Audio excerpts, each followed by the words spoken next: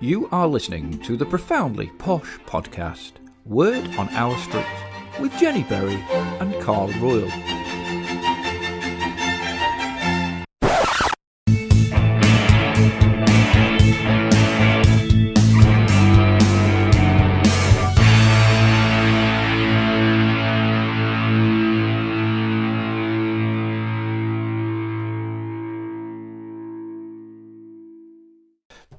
So as long as we're having a chat, it doesn't matter. So are you ready to start? Yeah. Do you think we're on? I think we're on. I've pressed record. We're on. Oh, what you like? It's our first episode.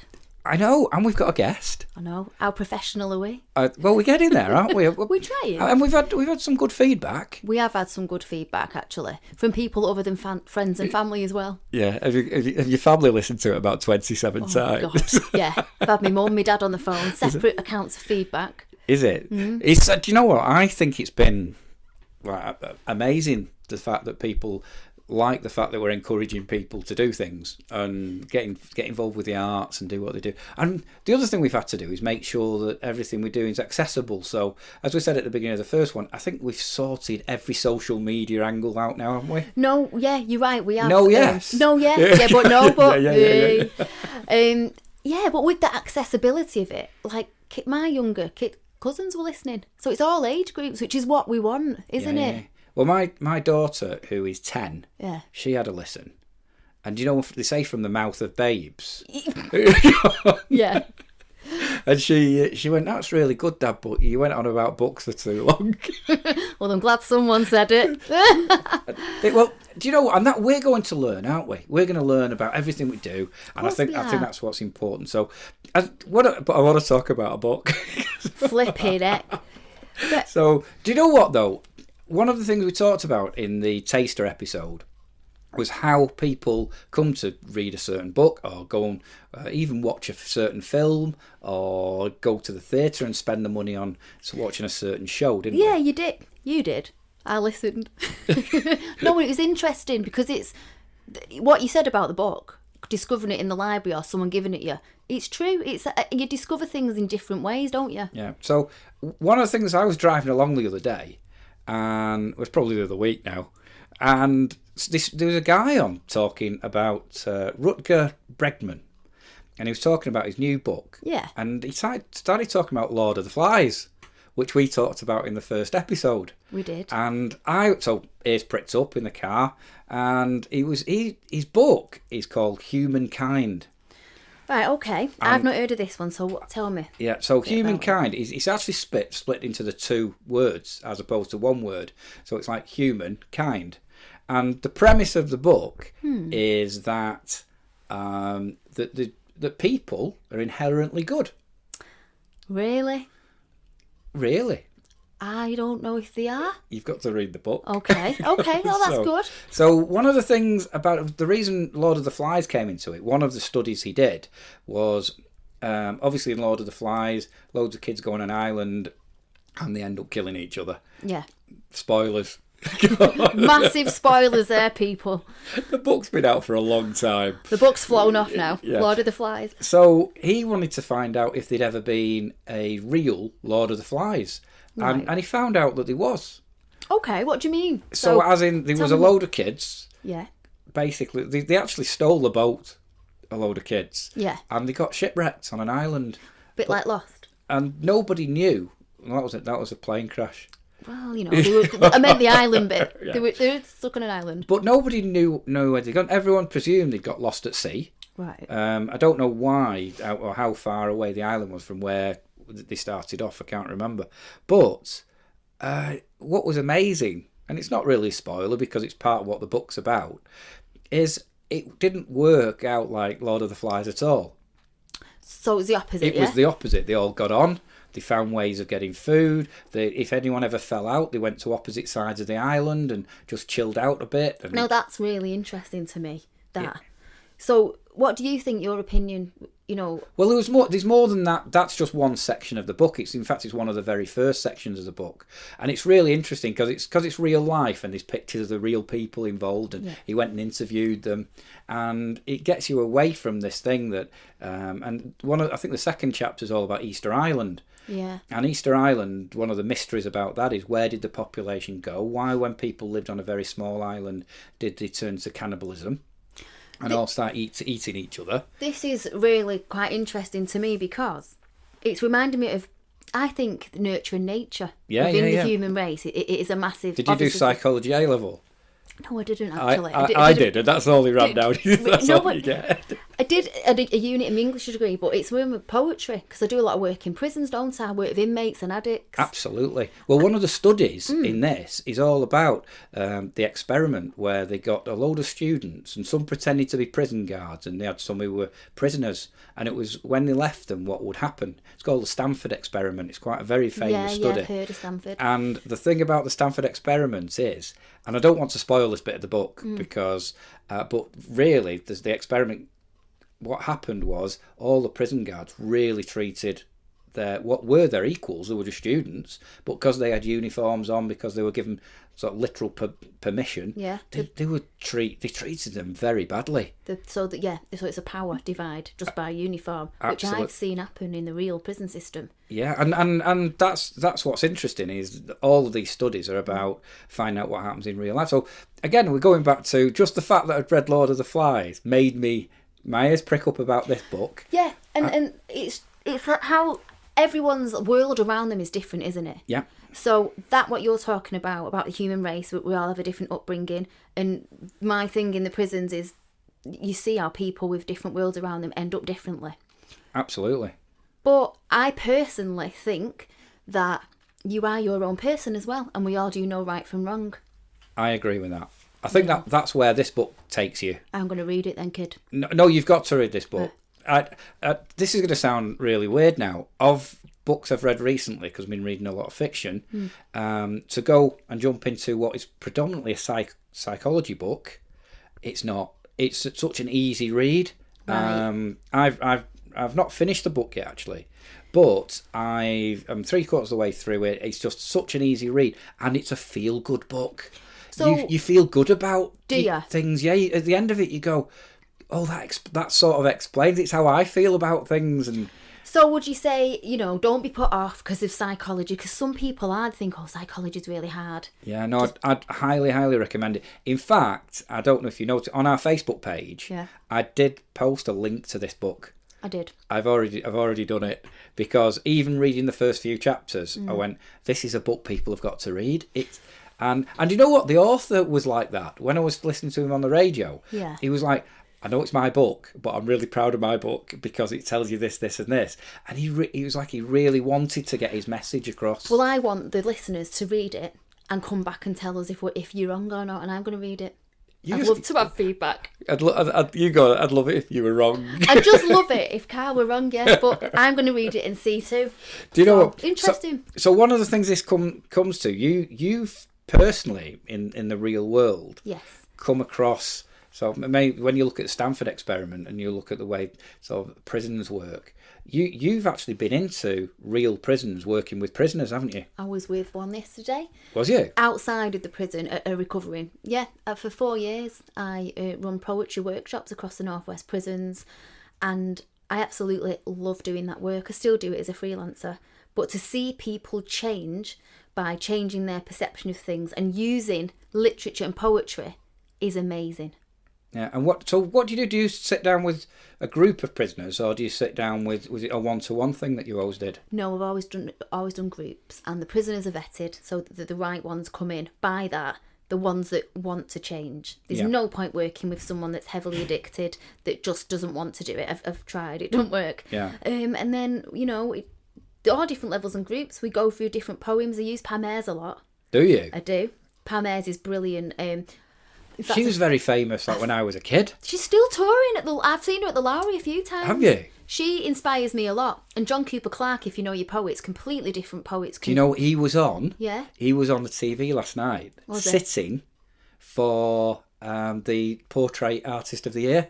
Oh, yeah, I've seen that advertised. And his picture, the one, because they have a few celebrities doing it. Yeah, they do. His picture won it because he had so much character. John Cooper Clarke, he has. Now, if you don't know them, look them up. Pam Ayres is a really sweet, rhyming poet. John Cooper Clarke is a very gritty, rhyming too, but poet. And he said Pam Ayres inspired him. Pam Ayres inspired him, but they both write about their own worlds. Yeah. Because everyone has a different world. And that's what's interesting about the prisoners. You can see why people behave the way they do, and then I help them express their feelings through poetry. So when you ask a prisoner, I'm sure it's different in every case, but when you sit down and I'm sure you give them free rein to come up and write some poetry, I'm guessing. I support them in doing that, yeah. Yeah. Is it always really dark? No, not always. A lot of the time, yeah. No, there's a lot of poets that go into prisons, and I'm trained to I'm not a counsellor, but writing for well-being, you've got to be very, very careful in shutting down conversations and things. So, for example, if you've got people newly off drugs, you don't want to trigger a load of things and leave them unhappy when you go.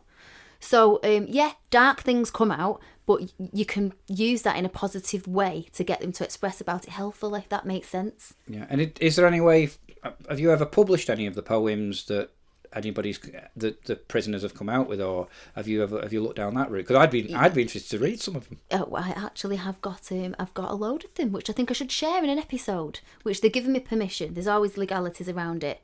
Obviously, I'm publishing my book. That sounded planned, and it wasn't, was it? No, it wasn't. Yeah, It's good, that, Carl. I'll give you a tenner later. Cheers for that. well, you did moan that you didn't talk enough in the last episode. I've got loads. Maybe you can read one out. Okay. In another one, because it'd be good that you've not been there or seen it, but to hear you recite it would be fun. Yeah, but I'd enjoy that as well. You're a bit sick, aren't you? No. I'm not often lost for words, but you're a bit sick, aren't you? Thanks very much for that. No worries.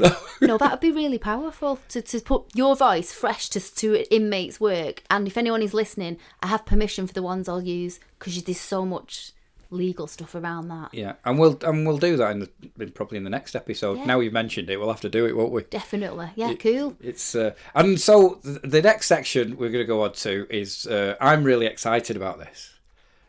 Go on. You don't know where I'm going, do you? I don't. Well, why have you got a party popper out? Because I was so excited about watching Hamilton again and seeing it on the screen.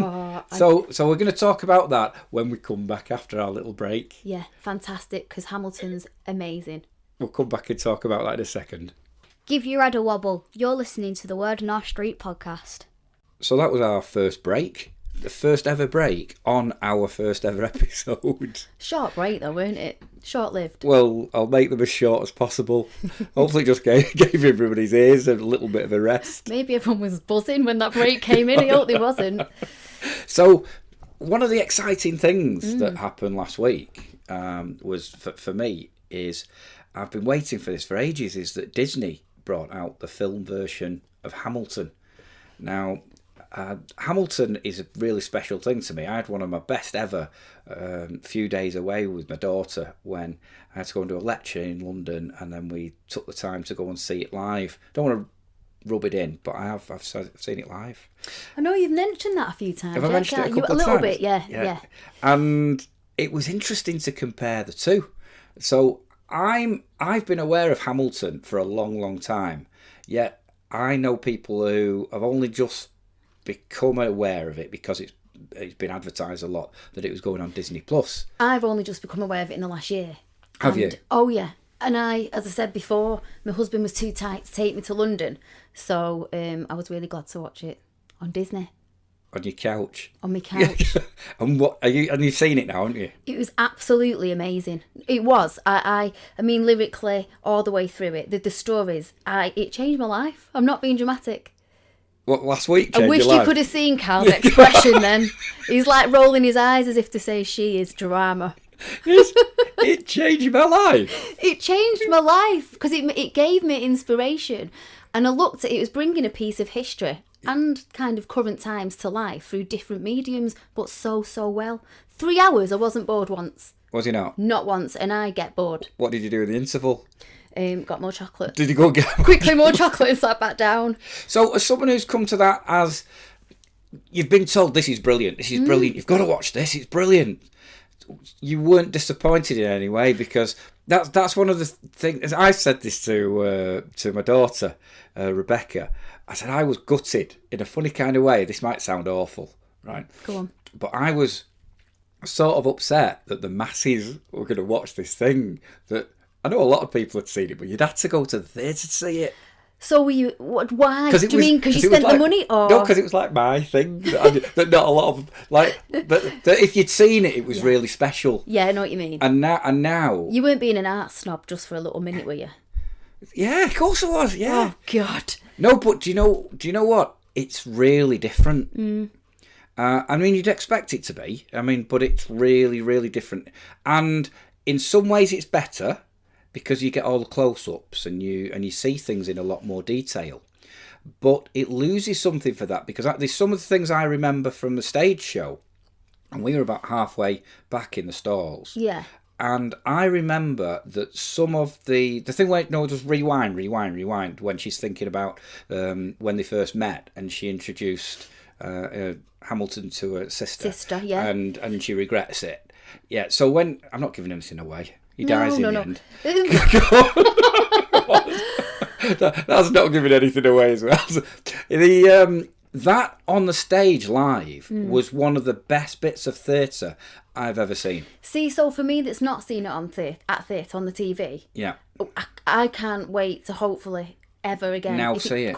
Yeah, and I wasn't disappointed, but obviously I've not got a comparison like you. I just had like my settee with me. But oh God, I felt like I was in the theatre. Yeah, it does, doesn't it? It's clever the way that they do that. He was inspired to write it after reading Ranchero's biog. Right, with Alexandra Hamilton, because I thought, what? Oh, you've done research. I have, yeah. No, but it's amazing because he's in Mary Poppins too, isn't he? Like we said last time. Yeah, it's that's a big jump, isn't it? Talking about the founding fathers, and then you're doing Chim Chimney. Well, that gave me inspiration as well. But he used, like, for me, it was the lyrics, and he used power battles within politics using rap. Yeah. And different mediums, and I don't know, you've come across all kinds of the arts, haven't you, in your field? Yeah, but did you see it as rap? Because I got told about this. It's all rap, and it's all R&B, and it's this, and it's... I just thought it was absolutely brilliant. Well, parts of it was rap. Like, there was, so, for example... Oh, no, some of it was. But what I mean is, it didn't overpower it. Because I know some people have been put off it by going, I'm not going watching a musical with loads of rap in it. Right. So, that's the kind of mindset I come across in the prisons with the poetry, which we'll see in a bit, because you're going to become a prisoner, aren't you? Thanks. Yeah. No, you'll be a good prisoner. But Eliza Hamilton, his wife, was so demure through it, and then she kind of... goes into breakboxing, so it is a full mix. It's not a rap all the way through, is it? It's not Eminem. It's a complete contemporary style mixed up with multimedia arts. Oh, I loved it, Carl. But then she becomes the power horse at the end. Yeah. I mean, she's the one who sort of takes over doing all the orphanages and all the work she did was massive after his death to keep his name. But she probably did as much as he did. And she was the stronger one because he was a naughty boy. But we won't go into that. You have to watch it. Well, yeah, you don't want to give all the story away, do you? No. But it's in history books. Well, yeah. But that brings me on to one thing. There's one thing that's come up in the lead up to this. I don't know if you've come across it, of Cancel Hamilton.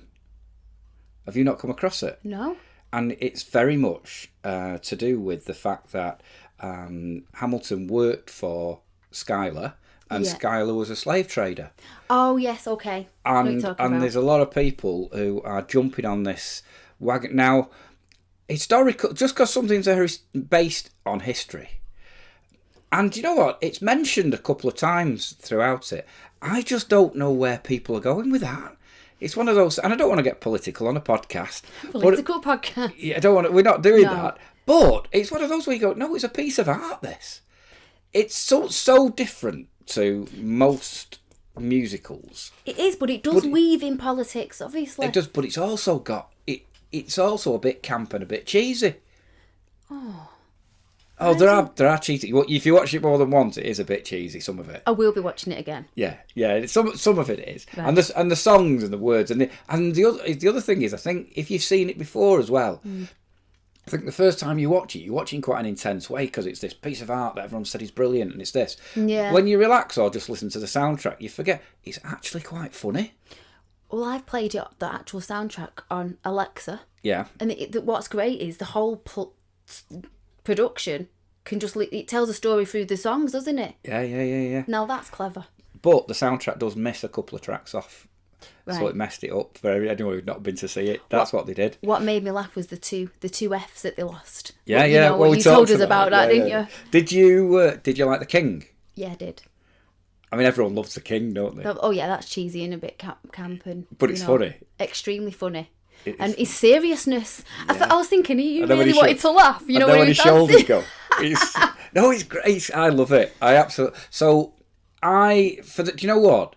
For the sake of $5.99 to subscribe. To get a subscribe to Disney. Oh, get all over it. I mean, and for that month, there's so many other things to watch on there. I mean, I've got quite good value out of the Disney thing. I don't want to plug a massive organisation, but I've got to say that the Disney Plus, the fact they've done that.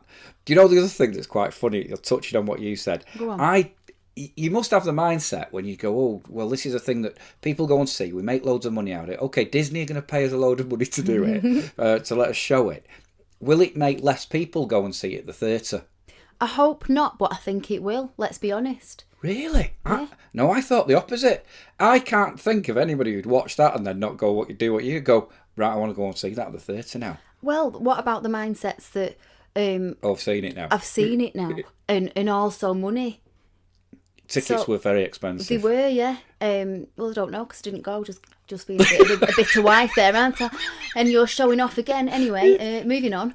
No, they were expensive, but it was something that was awesome. It was a life experience. Did you regret paying that amount of money? Absolutely not. Well, there you go. At the end of it, I went, that was really worth it. It's special, isn't it? It is special. And I would recommend. I can't see it touring for a long time. No, I can't. Because I'll keep it in that theatre. It's a lovely theatre because I've been to it. Have you? Yeah. Not mentioned that.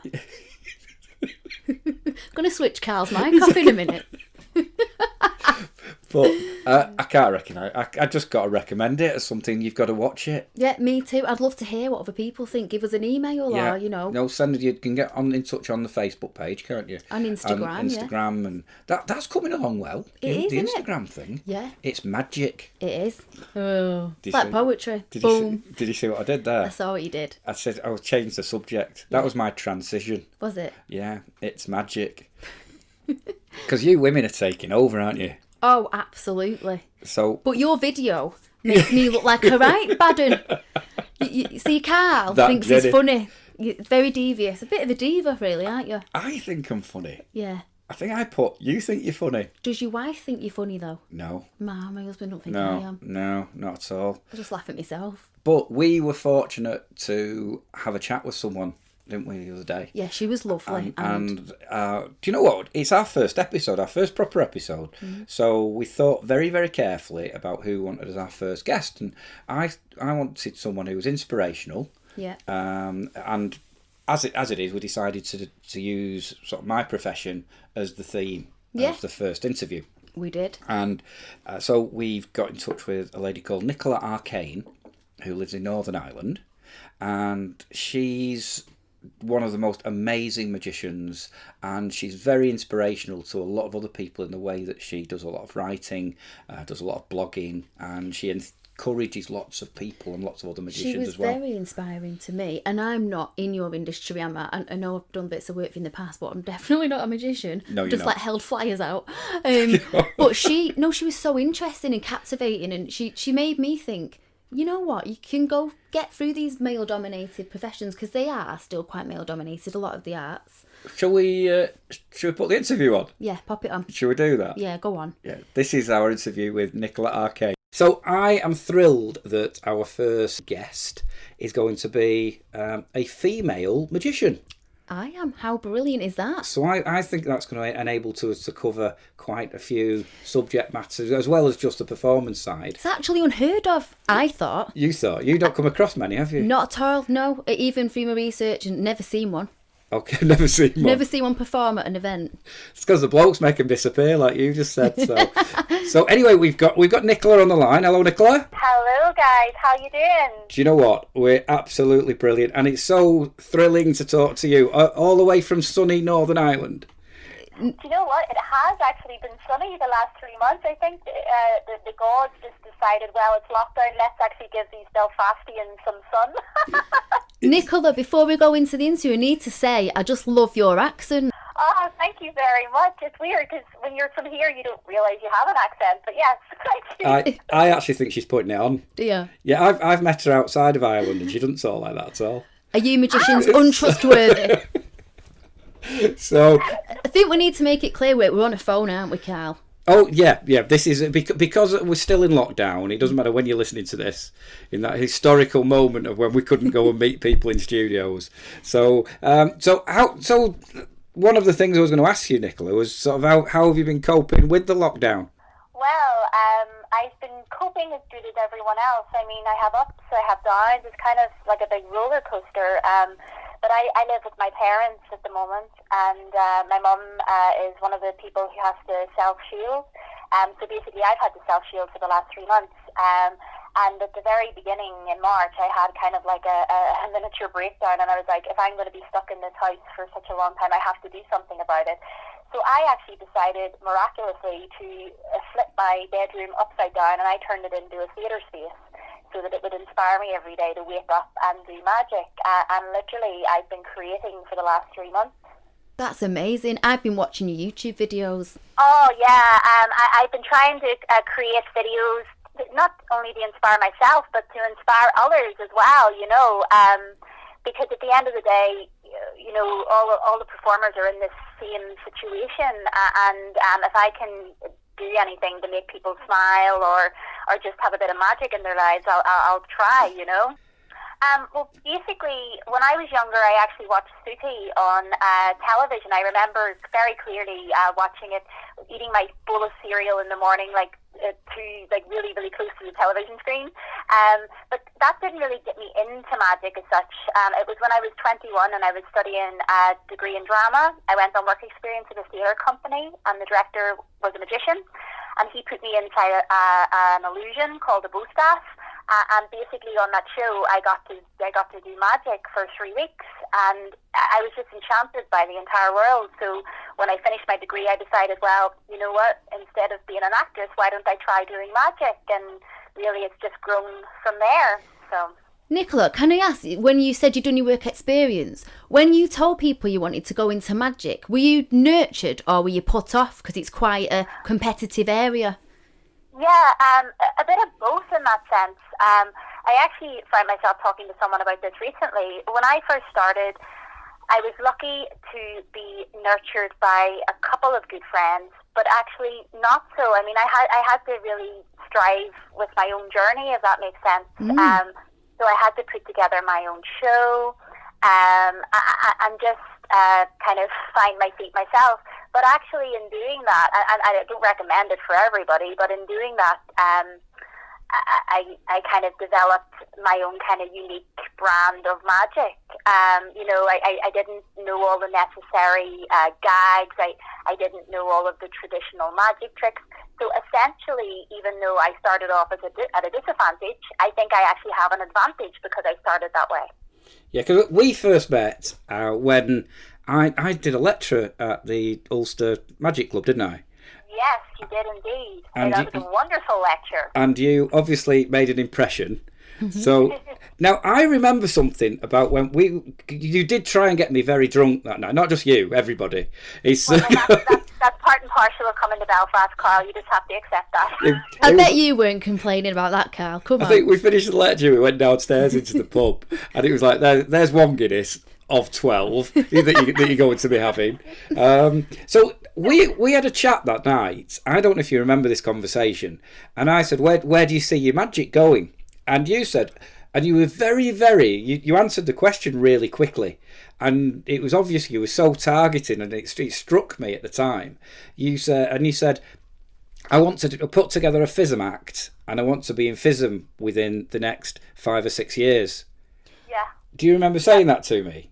I do indeed, and it's always been my goal. So for people out there listening, FISM is like the magic Olympics of magic. The world, if you imagine the World Olympics, this is where basically all the best magicians in the world come together to compete, meet, and share magic together. And really, since I got into magic and I seen a magician called Lance Burton performing his amazing magic act with birds, I decided back then, this is what I need to do. I want to create a theatrical magic act to compete in FISM, and it's always been my goal, always. Yeah, and right, I'll be really honest with you.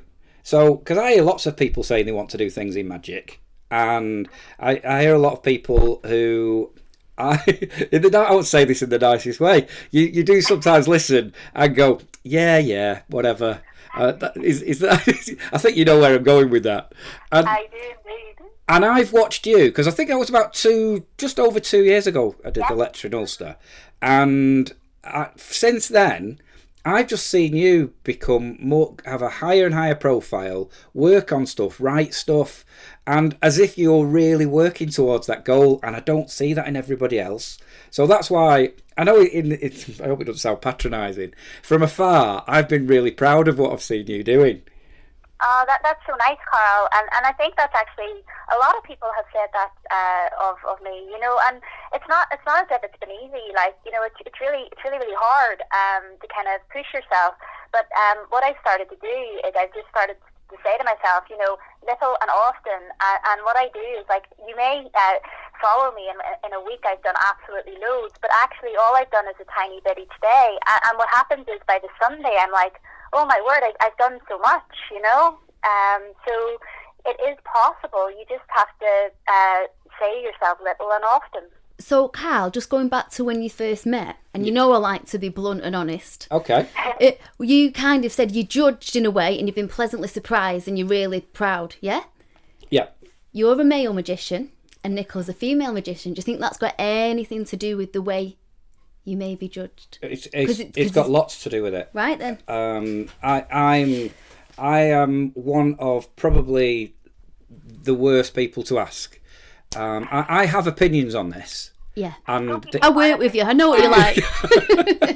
and I think they could be quite controversial. Mm-hmm. But I don't see Nicola as a female magician. I see her as a magician. So gender's not in it, you just see her as a magician. Yeah, and probably one of the things I would say, and this is where I'm going to get a little bit controversial, is I've not seen a lot of quality magic from female magicians. Right, listeners, I'm just going to punch Carl. No, explain what you mean. Yeah, now there are some who are brilliant. Yeah.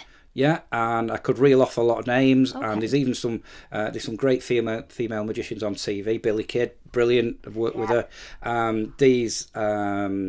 Laura London, I've worked with. Great magician. But to me, I see them as magicians. They go out, they do the work, but there's a lot who are not. To me, I have seen female magicians who probably don't put the work in.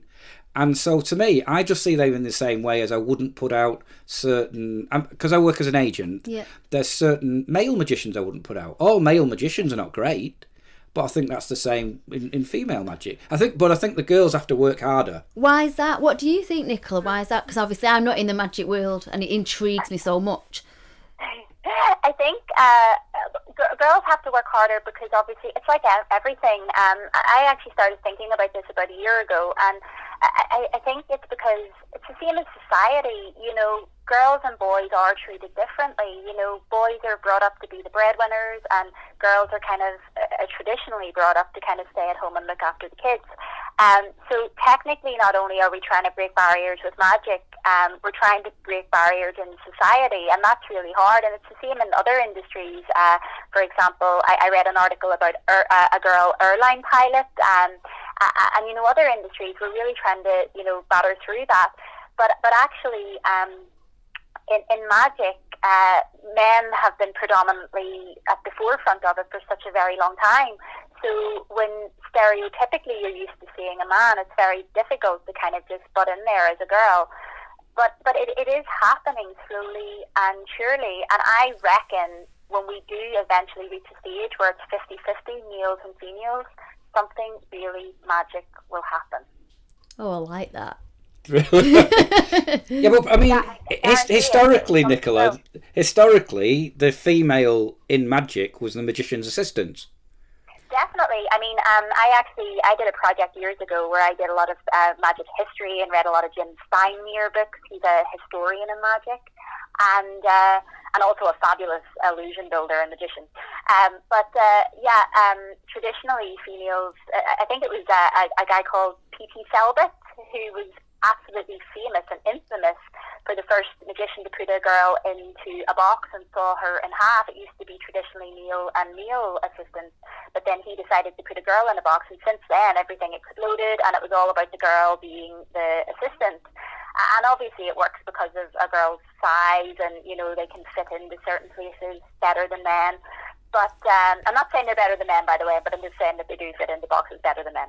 And so traditionally that's what we're used to seeing. So it's really hard to break that stereotype. Yeah, definitely. But I think you are breaking through. I mean, you obviously do a lot of background work as well. Like you say, you've opened your bedroom or your house into a theatre during this lockdown. Yeah, definitely. I mean, basically, I've always been of the opinion that you have to have your... I don't know if this is the right saying. I have loads of sayings that I say that aren't particularly correct, so do excuse me, but I have my finger in a lot of pies, or my fingers in a lot of pies. Basically, I've always thought that... Since I started my business, when I first started, I did magic balloons and face painting, and I was the only entertainer to do all three. And part of the reason why I did that was because, one, I could charge more when I did the face painting and balloons and earn a little bit extra money for, an extra hour. But also it's just extra skills. So when I learn magic as well, I try and do a bit of everything. Like I like performing on stage because I'm an actress, obviously. But I started to get into close-up magic, and I do children's magic, and actually being a bit diverse as a performer and getting into all of these different types of magic. You really get a broader experience of what magic is and how to be a good performer, I think. One of the things, though, Nicola, about yourself, you love performing, don't you? Oh my God, I love it. If I use another example, let's say of little stories that when we have met a few times is when I was doing Blackpool Magic Convention last year. Yeah. And obviously you came over a few times and we were chatting. Now one of the things, again, you probably won't even remember this, but at Blackpool Magic Convention, there's like nearly 6,000 magicians there, isn't there, through the weekend. It's the biggest magic convention. Wow, I see. I wouldn't. Biggest magic convention in the world, and I mean, and it was that last year was. I was really pleased because I got to lecture at it. I'd wanted to do that all my life, so it was like, so it was great to see you. You came over, but what struck me, what a lot of people don't do is just in the aisles start performing to lots of people they don't know. And I remember you started showing some lads some coin magic in front of my stand. And the reason I remember is because I wanted you to move because you were blocking everyone getting to my stand, really. But I watched on in awe because you just wanted people to watch you do magic. Whereas... Yeah, I mean, we're magicians. That's what we're supposed to do, Yeah, but everybody's not like that. Oh, I know. I don't know why. I mean, actually, I tell a lie. I used to not be like that. I mean, apart from performing on stage, because that's what I'm used to doing. When I first started getting into close-up magic, like the coin magic and card magic, I was really terrified of performing. And that's, I don't know where that came from, but I was. But in recent years, I've just kind of realized, well, if no one sees you perform, are you actually a magician? Are you actually a performer? And you have to give it a go. Yeah, you do put yourself out there, which is brilliant. So. That's a really interesting point, though, because obviously I'm not in the magic world, the Hogwarts world, as I like to call it. Do you think some people have a talent for magic, but they don't go further because they're not that good at performing, or have you got to develop both sides equally? I think, I mean, what's great about magic and any kind of the allied arts is, you can be an amateur or a professional, and there are a lot of hobbyists in magic, and that's how it starts for a lot of people. But for me, like, this is my full-time career. I absolutely live, breathe, and eat it. It's varied, really. It depends what level you're in the magic at, you know. Carl has probably said that too. Yeah, I don't think you've hit the nail on the head there, because not everybody has to be a performer. You can love magic, you can want to go to conventions, you can want to learn magic, but you might not be a performer. Everybody can't be a performer. Also, we know people, don't we, who are not great performers but come up with great ideas. And so people who invent tricks and write books, but they might not be the best performers, but they'll come up with... So it's like songwriters. I always liken it to music. Absolutely. So someone might be really good at... A lot of the famous people don't write their own songs. No, they don't. They've got people behind the scenes who'll write the songs for them, and then they'll perform their songs. It's a little bit like that in magic. Do you agree with that, Nicola? Yeah, no, I do indeed. I mean, as Carl rightly said, you know, there's people that write, there's people that invent, there's people that perform, and that's kind of what makes it really unique in a sense as well. You get all these very, like for example, when you attend a magic convention with so many magicians, you get all these kind of really strange people together in this environment, and it's kind of explosive in a way, and very inspiring too. I think as an outsider to it, what intrigues me is it's such a dynamic art form that you wouldn't necessarily know. There's so many different angles to it. You know, as people watching the shows, you just think, oh, it's just a trick, but there's not. It's very difficult, and it's not easy to get into. So you are smashing it, girl. Go, girl. Thank you. My last little story about you, Nicola, where I'm gonna... It's sort of a thank you, really. Is again probably one of the highlights of my magical career is being asked to go and do Blackpool last year, right? So I lectured and I performed in the close-up. I don't know if you remember. Now, what's funny is when you do that, it doesn't matter how much of a performer you are, you're still nervous, right? Dear, Of course you are. Of course you're nervous. And so when I came to do the close-up, and I did the first table, and it was okay. It was all right, and I did my thing, and then I came out to the second table, and all the Irish guys were there, and you. I don't know if you can remember this. You screamed, and you came running over, gave me a big hug, and it was like, and it just put me at my ease. It was like, right, somebody's on my team here, and hopefully I smashed it. And then on every other table, because you do about, I think we did about six performances, really? one after the other. That's knackering. And it is a bit. But you doing that and showing so much support, and that's what's important in magic, is everybody supporting each other. And I think in most cases that is it. So you probably don't realise that when I tell little stories about magic, you sort of come into one of the times when I was really nervous and the thing that absolutely calmed me down, and I think I did okay. So you were wonderful, and you know what? That's one of the things I love with magic, or I at least try to do. Support is key. You have to support people. You have to say thank you. I never forget. I went to a magic convention with my boyfriend Tom, and what happened was, he said to me, please perform a trick for Max Maven. Now, for the viewers out here, Max Maven is an absolute legend in magic. And when he asked me to perform a trick for him, I was like, I can't perform a trick for Max. This is Max Maven. Are you joking? And when I did, he was absolutely... It was brilliant. It was adorable. And what my boyfriend told me was that basically, you know, when stars become bigger, or when people become bigger in magic... not that they're kind of forgotten about, but, you know, people don't show them magic anymore. And you forget that they love magic too. So, you know, you have to show support for people. You have to keep on, telling people how good they are and what they do, and showing them magic, because that is key to magic survival. I think that's a good message for all arts, really. Across the arts, be supportive to each other, because it's such a hard business to be in. Yeah. So when all this madness is finished, Nicola, and we can all get back to our new normal, whatever that's going to be. So what do we expect to see from you? Well, I am currently writing a book called In Plain Sight, which is about all of my lockdown discoveries. So I'm hoping to release that. I'm also in the process of considering writing. I've written the first book on performing for kids, so I'm going to write a second book, hopefully. So writing's definitely key to it. But really, I just want to get out there and perform, and I want to travel the world, and I want to bring my magic to as many people in the world as possible. And it'd be rude for me not to ask, but how's the Fizzomat coming on? Well, I think I've made big leaps and strides towards it, let's just say. Just watch this space.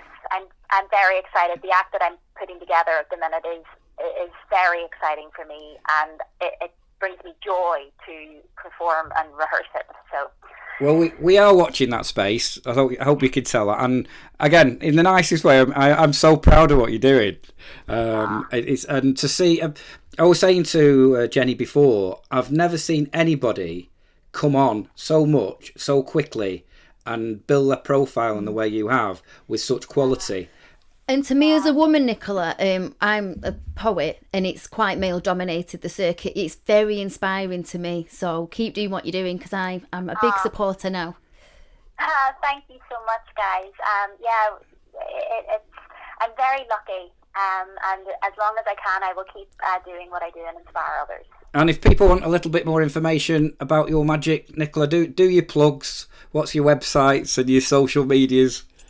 Yeah, no problem at all. So I am on all social media platforms. I have a YouTube channel, and Nikola Arkane is WizPop is my name, my kitchen name.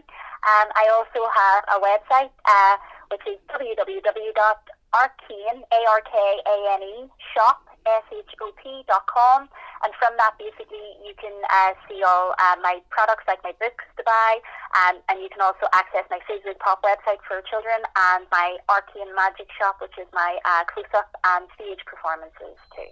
Awesome. And what we'll do, we'll put all that information onto our Facebook page and over Twitter when this is going out as well. So thank you so much for joining us today. We'll share the magic, Nicola. Thank you. Magic. You've been an absolute star, and thank you for being our very first podcast guest. Yeah. Woohoo! It's the word on our street. It is the word on our street. A bit of magic on it this time. Thank you, Nicola. Bye-bye. How awesome was that? She was lovely. I liked her. How down to earth is she? I love her accent. I know you said that. Yeah. But do you know what? When you meet somebody, and it's, we've met about 3 or 4 times over about a 2-year period, and it's just like you're seeing a friend. When you make friends with someone really quickly when you meet them. I think it helps when you got drunk with them the first time you meet them, though. That probably does help a lot. And I've obviously not met her, I just literally spoke to her there. Yeah. But she's such a fun, loving girl, but so focused on her work. I don't know how she does it. Do you know, the thing I take away from that whole interview was when she said, a little bit often. Do a little bit often. Because if you sat down, it's like with writing, if you sat down and wrote a little bit every day, by the end of the week, you've written quite a lot. Yeah. Whereas if you sit down to try and write loads of stuff, you probably hardly do anything. And I think a lot of artists have done that at the minute because it's lockdown. They've forced themselves. So that is a powerful message. I think make sure if you're doing just something, a little bit of something every day, and it's I just think she was great to have on as a first guest. I've got to say, I felt a little bit outnumbered. Well, 2 women in the room, I know, but I can take it. You're pretty good. I think you'd be quite a good glamorous assistant myself, Carl. I'd look good in a box. You'd look good in a box, and I'd shut it. I don't think there's any need for that. No, but I found her dead inspiring because that's what it used to be, didn't it? Just glamorous assistants. I was asked to be a glamorous assistant and I had no knowledge of magic years ago when I worked for you. You'd look good in a box as well. Cheers for that. I'd probably fit in a shoebox, me, wouldn't I? You started it. You're doing all the gags that I would probably do. I'm just getting there before you start slating me as usual. I know. So, do you know what? I hope you've enjoyed it. This has been the first one. It's been fun. And you'll remember your first, apparently. I think you're making your own jokes up there. I think you're being a bit rude. I wasn't. See, I wasn't. No, that's you. That's your mind. It's not. It's your tone.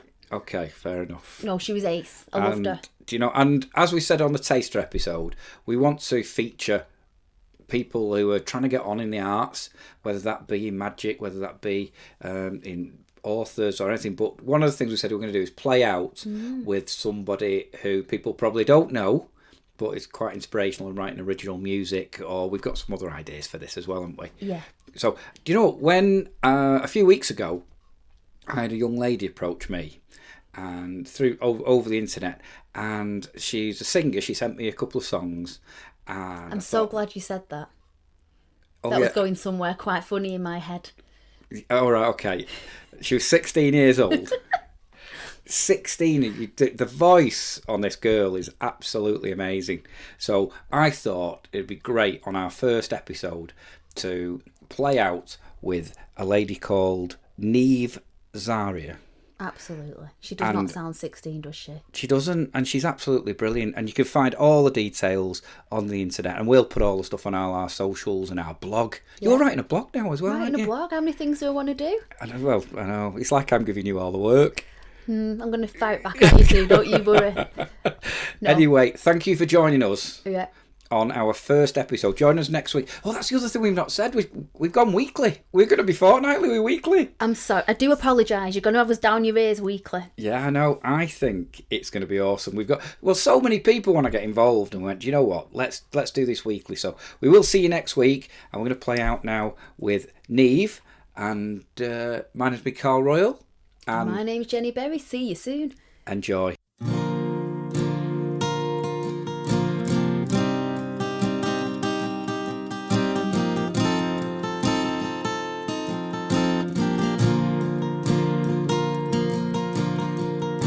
I saw the photos of you.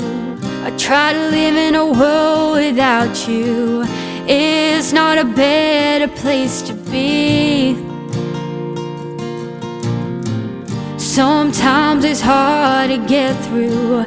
I just wanna say I love you and picture you just with me.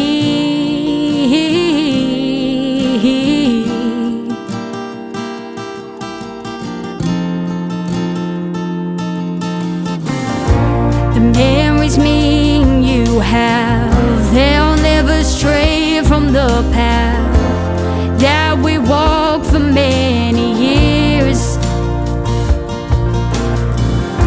The way you used to hold me, I remember dearly. You used to do that just with me.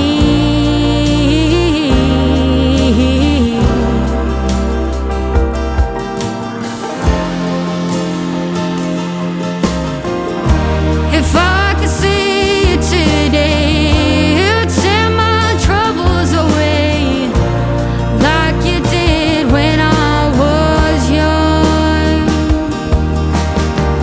We'd walk on the sand, laughing hand in hand. It'd be just you and me.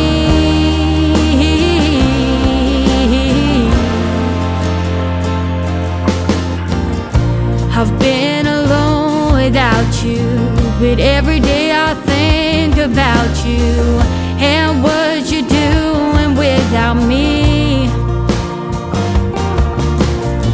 Sometimes it's scary. I just want you here with me to